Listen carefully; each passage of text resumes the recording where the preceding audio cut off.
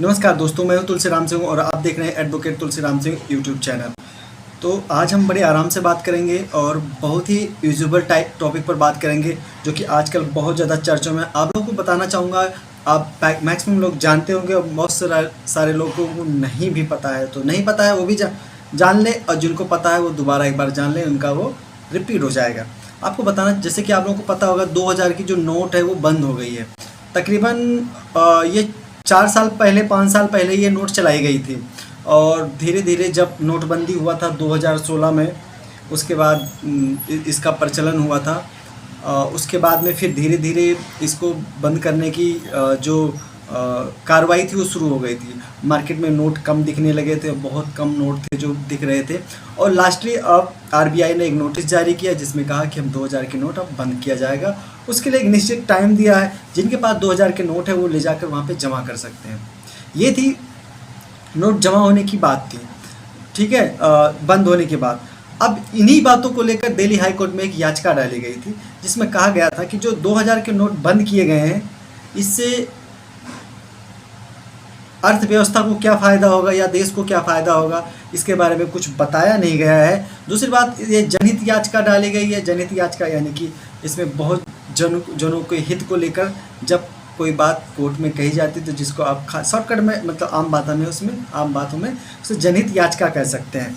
अब इसमें हुआ 2000, जैसे इसमें एक पहला जो बताया गया, कहा ये पहला जो टॉपिक था, जो याचिका डाली, जो जनहित याचिका डाली गई है, ठीक है, उसमें 2-3 पॉइंटों पे बहुत ज़्यादा फोकस किया गया है। वो पॉइंट कौन से हैं उसके बारे में हम बात करते हैं। नंबर 1 ये बोला गया कि क्या कहते हैं, भारतीय रिजर्व बैंक अधिनियम 1934 की बात अगर करते हैं तो उसमें कोई भी ऐसी पावर आरबीआई को नहीं दिया जाता है कि वो क्या नाम है, कोई नोट बंद कर सकती है।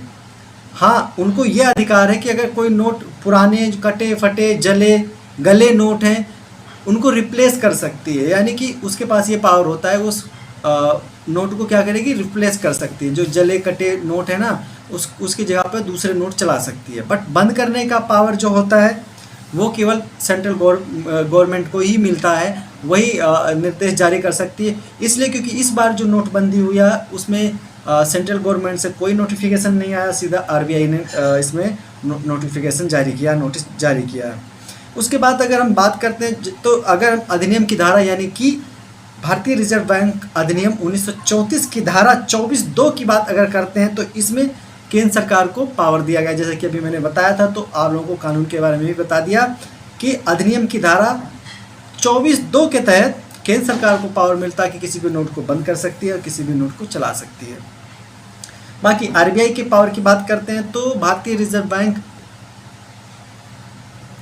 अधिनियम की बात अगर करते हैं तो 1934 में ऐसा कोई भी ऐसा प्रावधान नहीं है जिसमें ये नोट जब चाहे नोट बंद कर सकती है। हाँ, नोट जैसे कि मैंने अभी बताया, नोटों को क्या कहते हैं, पुराने नोटों को, ख़राब नोटों को या नकली नोटों को इसको रिप्लेस कर सकती है, उसको हटा सकती है, ये पावर उनको मिला है।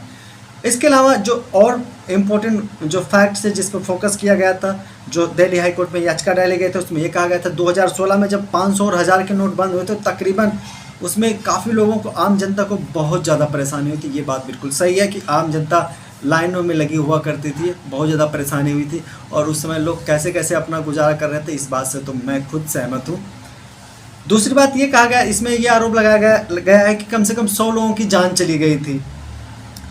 और इसके साथ में एक बात और कही गई कि ये जो नोटों को जो बंद 4 से 5 साल, मतलब इतने कम समय में नोटों को जारी किया गया, उसके बाद बंद कर दिया गया है, तो ये भारतीय संविधान के अनुच्छेद 14 के खिलाफ है, जिस पर खास तौर पर फोकस किया गया। जो जनहित याचिका दिल्ली हाई कोर्ट में डाली गई तो उसमें इस चीज़ पर भी फोकस किया गया था कि जो अनुच्छेद भारतीय संविधान, यानी जो इंडियन कॉन्स्टिट्यूशन का आर्टिकल 14 है, उसको वायलेशन किया गया है। तो इन सब चीज़ों को ध्यान में रखते हुए कि याचिका डाली गई थी, अब आगे की सुनवाई क्रमबद्ध कर दिया गया, आगे इसकी सुनवाई जारी रहेगी। जैसा भी होगा आप लोगों को अपडेट दिया जाएगा। मैं फिर मिलूँगा एक नई वीडियो के साथ, तब तक के लिए जय हिंद।